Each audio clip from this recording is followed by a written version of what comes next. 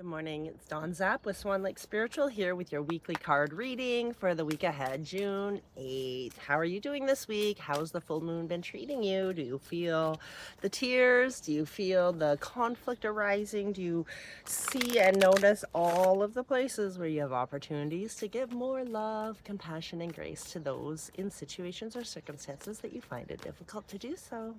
Because that's what we worked on during our Magic Rose retreat, and that's what I've been faced with. And it's been difficult, to say the least. It's been really, really hard. One of the things that I wrote down in the Magic Rose retreat was, who do I find it hard to give love and compassion to? And my answer was bullies. So you can imagine I've been faced with my very first bully in life. And needing to work through some very difficult decisions where I tried to do something in everybody's best interests and it's not being received that way. And it's really heartbreaking and painful, especially when it's someone that you think has your back and is supposed to love you, right?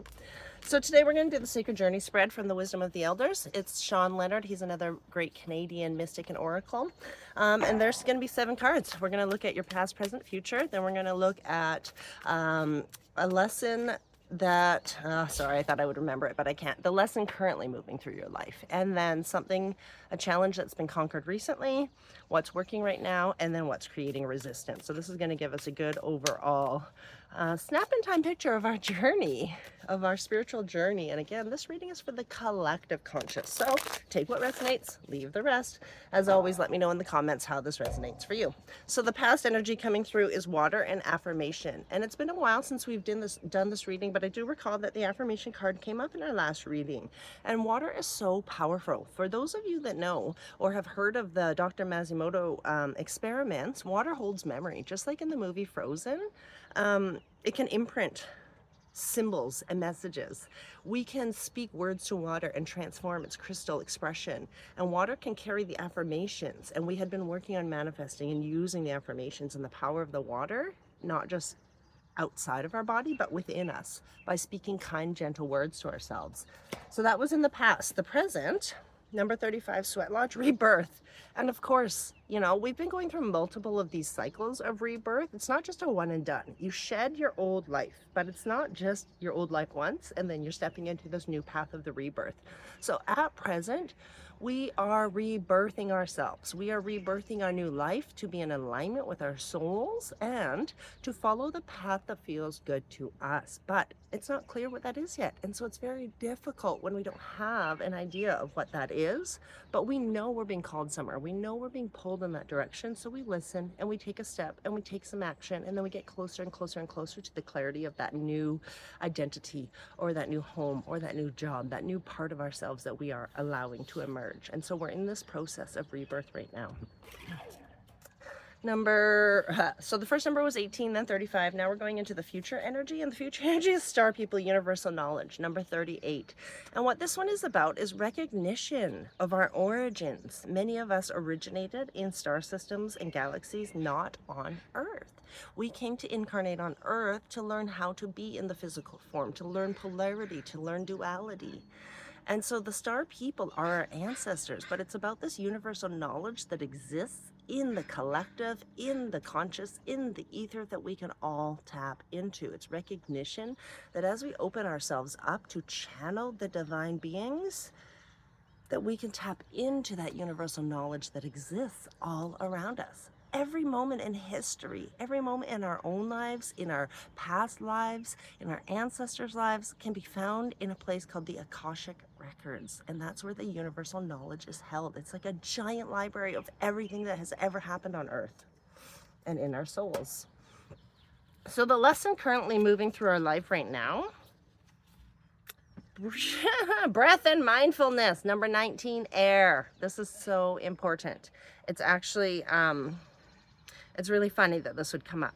I think there's, it's air. I was like, I think there's a fire on here, but there isn't. Okay, breath and mindfulness. So yes, a lot of us are needing to turn inward. A lot of us crave the silence. Our souls are asking us to make the time in our busy worlds, to shut out the chatter, to be present in this moment, to use all of your senses. What it means to be present or mindful, it means that we're not worried about the future. We're not worried about the next thing we have to do. We're not worried about remembering that task or that appointment. What it means to be mindful is we're not thinking about the past hurt. We're not worried about that pain. We're not feeling guilty, grief, injury, victim stories over what happened to us.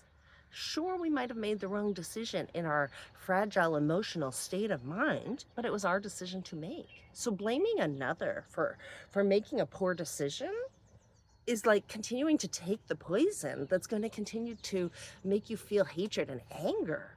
The sooner you can own your own choices, the sooner you take accountability for yourself, life becomes sweeter. And so practicing breath and mindfulness is about being in the present and not worrying about the future or the past. It's about what's right now. The magic happens when we're doing the things that are right now in front of us. And the breath, as you know, is so important. It's the breath of life. It's the divine source. It's how we receive all of the energy to clear what doesn't serve us, to refill us and embody us with more of our true essence. And the breath is what brings us back to that mindfulness and that presence. When we're distracted, when we're busy, get back to focusing on the breath. Take a breath in, take a breath out.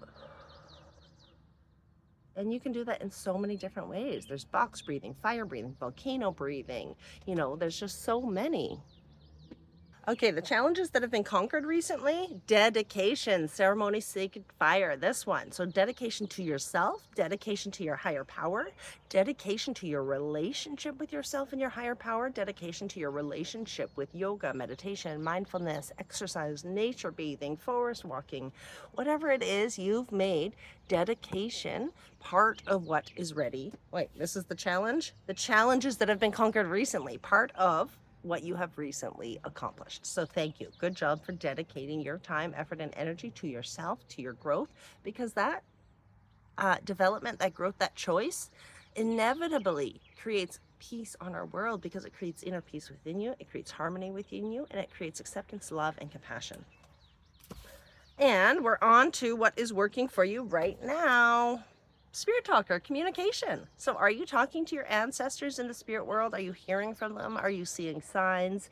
Are you maybe even just noticing the signs from your spirit guides and you don't know who you're communicating with? That's okay.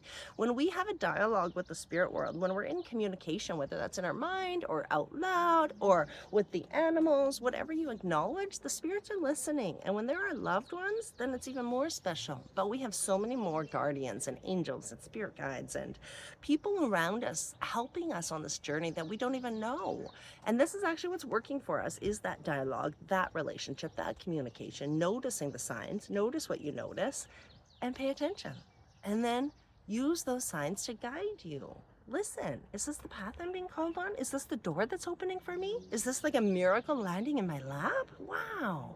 Right? So keep up that talking, however you do it, whether you channel for yourself, whether you write, or whether you just notice the signs and speak out loud. And the last card is what is currently creating resistance. So this is what we're going to need to work on, what we need to face instead of avoid, and what we need to acknowledge so that we can make peace with it, accept it, and let it go. Intentions, planting seeds, number 34. And it's funny that this is creating resistance because it's a cycle. We don't just plant our seeds once and then expect that forever we're going to have crops. We have to plant our seeds every cycle. We have to plant new seeds and harvest new seeds. We have to dig and water and sun, and we do all the things, and then we plant and harvest. It's a cycle. And so what's creating resistance is actually, we thought we've planted our seeds and we don't need to do it anymore. So what's creating resistance is that continual dream state, that continual creative workshop in your third eye, in your inner well of silence, your temple, where you create from is in your imagination. And what's creating resistance right now is these setting intention seeds. So it's either that we don't believe that what we've planted will grow, that we'll harvest what we planted and worked towards, and we're afraid of it not blooming, or that we're not spending enough time actually dreaming, actually thinking about what our intentions are and declaring them. We might be being swept up by the universe and letting it take us wherever it wants to go. And that doesn't feel very good because we're not in control. We're not in the power position. We're not making a claim and stating to the universe through our spirit communication, this is what I want. This is what I'm here to do and achieve and be and experience. So therefore the universe will create it and conspire to allow it to happen for us. Set those intentions with clarity. And don't be afraid to make a mistake or say the wrong intention. You can change your mind. That's the beauty of life. We get information, we take an action, and we get more information and more clarity, and then we can decide if we want to continue down that path and pursue that path. I hope you liked the reading today. I hope it resonates with what you're going through. Beautiful to connect with those cards today. And I love hearing from you. So thanks for watching, and hopefully you have a wonderful week ahead. Namaste. Thank you.